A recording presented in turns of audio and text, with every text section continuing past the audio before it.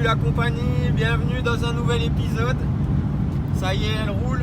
Et bonne nouvelle, j'ai remis mon volant droit, donc je veux plus voir de commentaires là-dessus s'il vous plaît. Qu'est-ce qu'on fait? On rôde un petit peu. Il y a aujourd'hui au programme plein de choses à faire. Déjà, là on roule, on regarde si tout est fiable ou pas. On va en profiter pour faire des acquisitions de données avec le PC pour pouvoir affiner la carto. Il y a plusieurs choses, j'ai pas encore pu, il faut que je change mon ressort de Westgate qui est un peu trop dur. Une petite info normalement, donc un ressort de Westgate, d'après ce que j'ai lu, il doit être taré à la moitié de la pression désirée. Donc moi je vais vouloir à peu près 0,8 bar ou allez max 1 bar. Donc je vais me mettre entre 0,4 et 0,5 et après ce sera le boost controller qui fera la suite. Enfin qui permettra, on verra ensuite. Justement, je vais faire aussi des logs pour me rendre compte de l'utilité du boost controller et voir comment ça agit sur mon spool, etc. Donc on va faire ça.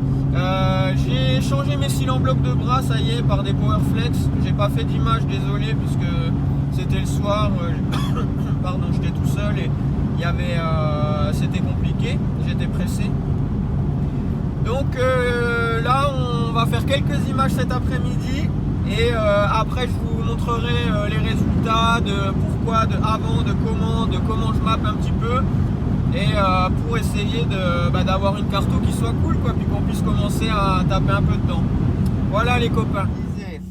On vient de brancher l'ordi pour faire, on va faire quelques logs. J'aimerais vous montrer un truc.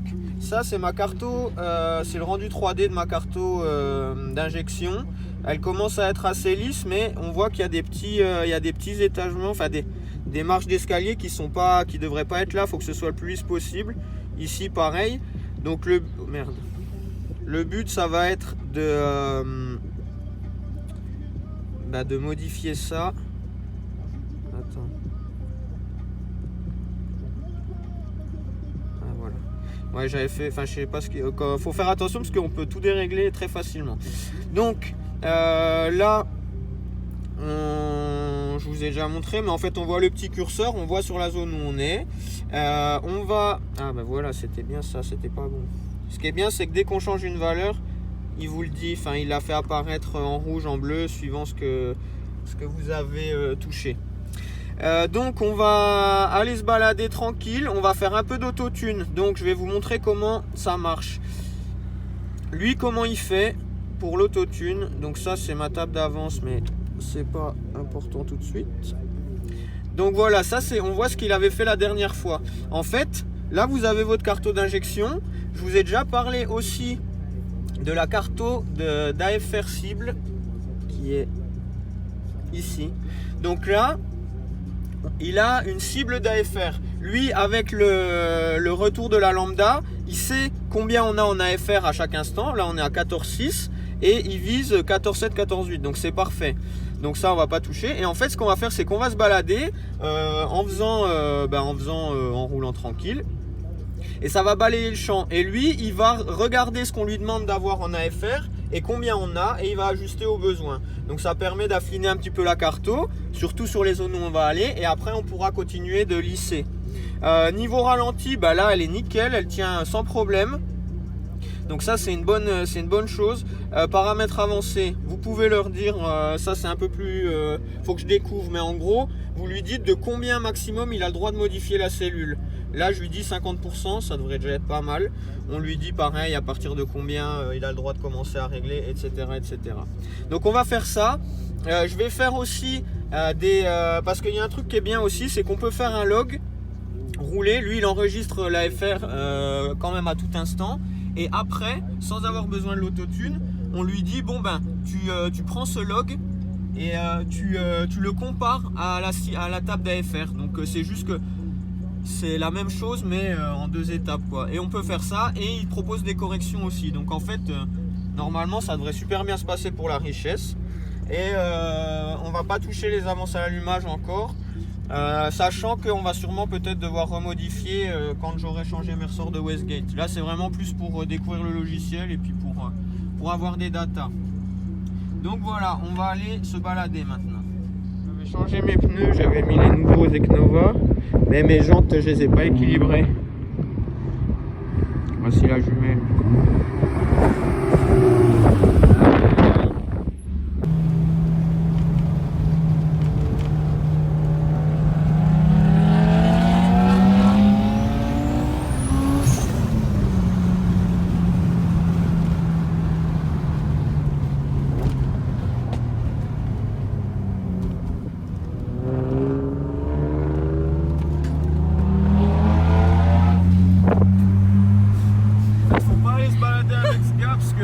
Moi qui veux passer tranquille, c'est mort. Enfin, remarque qu'il prendra pour moi.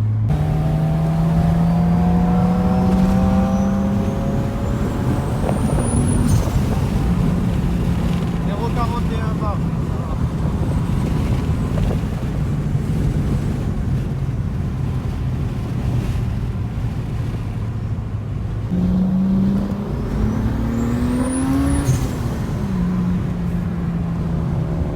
T'empêcher en fait, le rodage n'est pas possible. Ah si, mais en fait il faut que je prenne un peu de pression quand même pour voir où on en est quoi. Plus j'aurai de data à analyser, plus je pourrai avoir une carte fiable. En fait on va faire et refaire la même opération, on va rouler 10 minutes, là on fait un log, après on compare avec la table d'AFR. Et puis on ajuste. Mais parce qu'en fait sur les régimes transitoires c'est plus compliqué. Quand le turbo il charge ça va trop vite. Moi je peux pas analyser. Puis même le taux de rafraîchissement de l'AFR est pas forcément le bon. Enfin, et du coup je pense que c'est plus simple de faire comme ça.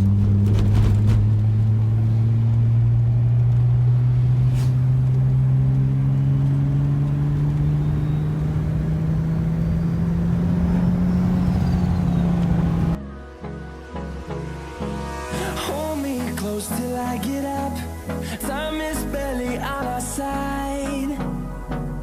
I don't wanna waste what's left.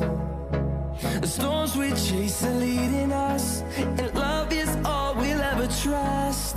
Yeah, no, I don't wanna waste what's left. And on we'll go, through the wastelands, through the highways, till my shadow turns to sun rays. And on we'll go, through the wastelands, through the highways. And on we'll go.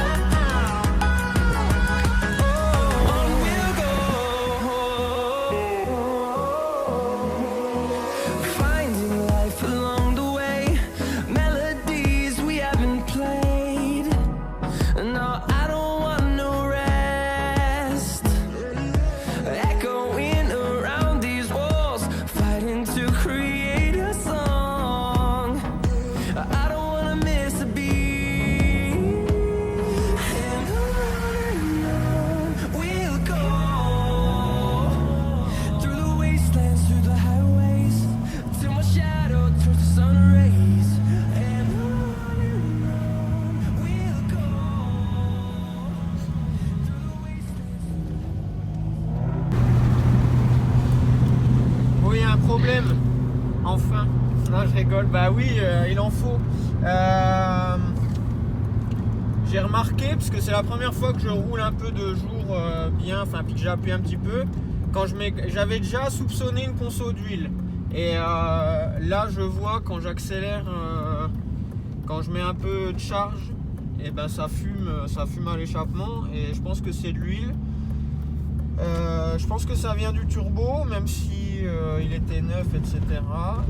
Je sais pas, enfin, je vais pas tirer de conclusion tout de suite. Plusieurs choses à faire. On va prendre les compressions. Ça se peut que j'ai fait une bêtise au montage des segments. Hein, personne n'est à l'abri. Je ne pense pas, enfin, j'espère pas. Il n'y a pas beaucoup de blow-by, donc c'est pour ça que ça me fait dire que ça viendrait pas des segments. Et la seule chose qui bouffe autant d'huile, enfin qui se fait alimenter autant, c'est le turbo. Donc je vais là, maintenant que le moteur est chaud, je vais enlever le filtre à air vite fait pour voir s'il y a du jeu. Et puis on va voir, parce que ça fait chier si ça consomme. Enfin, j'ai pas envie d'avoir une voiture qui pue l'huile. Alors on vient de démonter le filtre à air pour se mettre là. Je vais essayer de vous montrer le jeu qu'il y a. Il y a un petit peu de jeu. Là on est à chaud, hein, donc voilà, il y a à peine. Enfin, c'est pour moi le jeu de fonctionnement. C'est pas grave, ça tourne très bien. Il n'y a pas de bruit, c'est vraiment tout sec. Il n'y a aucun bruit. Faudra que je démonte à l'échappement pour voir s'il n'y a pas d'huile, mais je le verrai. Je pense que ça coulerait si ça dégueulait. Mais là, je vois rien du tout. Ça le fait pas à chaque fois, mais quand ça le fait, j'ai l'impression que ça fume pas mal.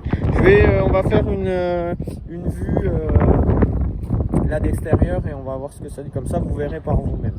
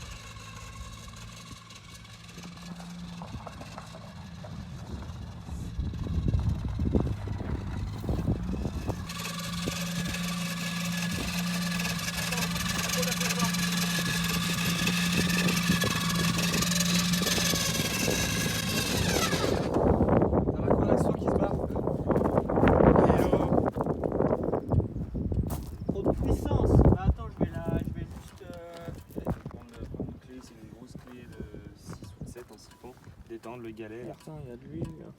Il y a de l'huile où? T'as mis la main où? Là sur le phare, ça vient de ça. Bon ben voilà, j'entends. Ah ouais, elle est pas encore. Oh gros, j'ai eu peur. C'est ouf qu'elle se. Non mais moi, je savais que c'était rien de grave, ça me faisait pareil avant que je remplace le petit. Le galet tendeur. Bon ben. Merde, fait chier parce que. J'étais en train de. Là, ça n'est pas trop mal par contre. Bon, et bien, on fait ce qu'on aime le plus. On va réparer les problèmes.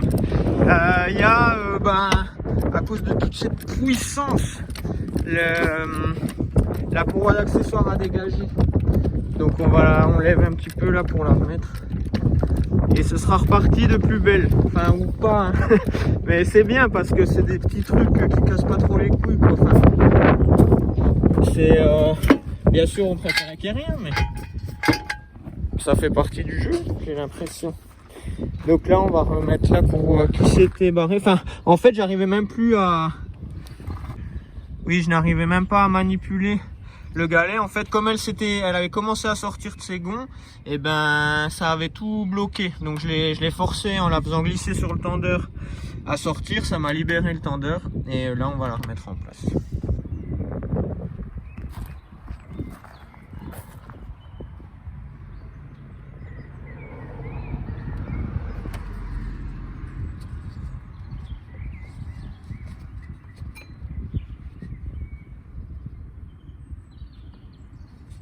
Ah.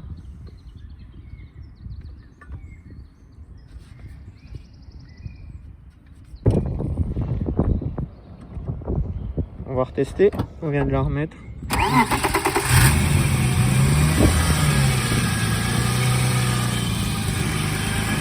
Laisse tourner. Bon voilà.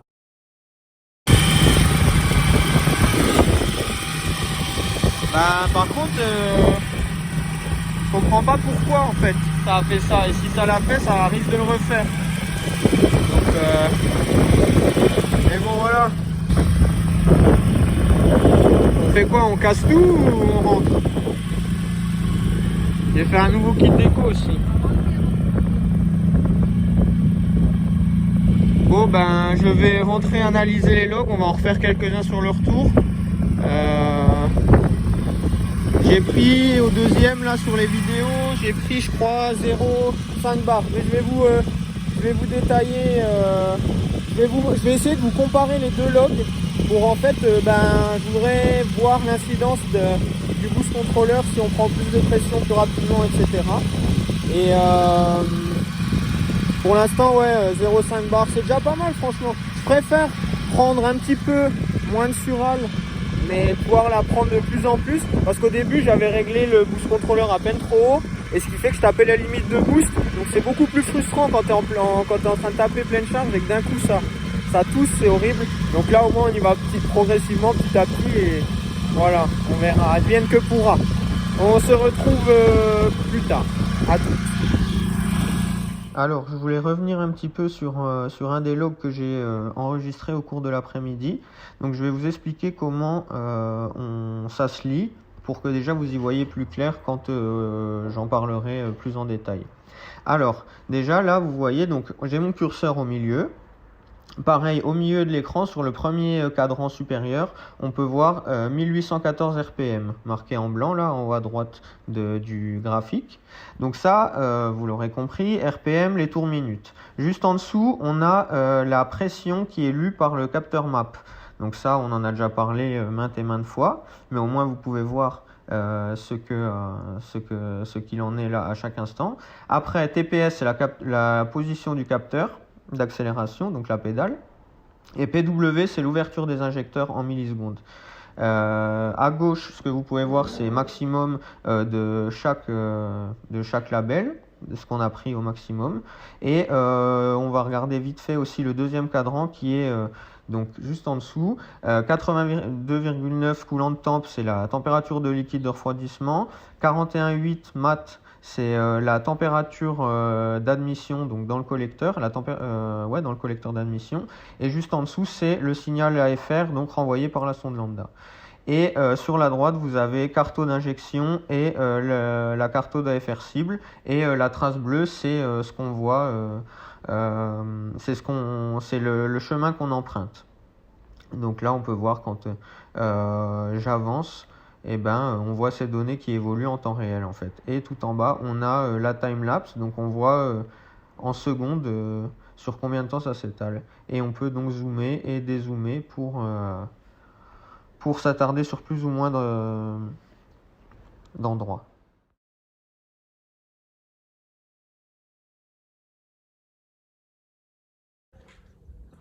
Mes chers compatriotes, nous sommes en guerre. Nous sommes en guerre contre deux choses. Le coronavirus apparemment et contre la consommation d'huile anormale. Je vous ai montré que ma voiture était une grosse merde. J'ai fait une erreur quelque part, enfin où il y a quelque chose qui cloche, on le sait maintenant, vu toute cette fumée qui se confirme. Alors, j'ai décidé de me confiner avec mes deux bébés pour avoir de quoi m'occuper.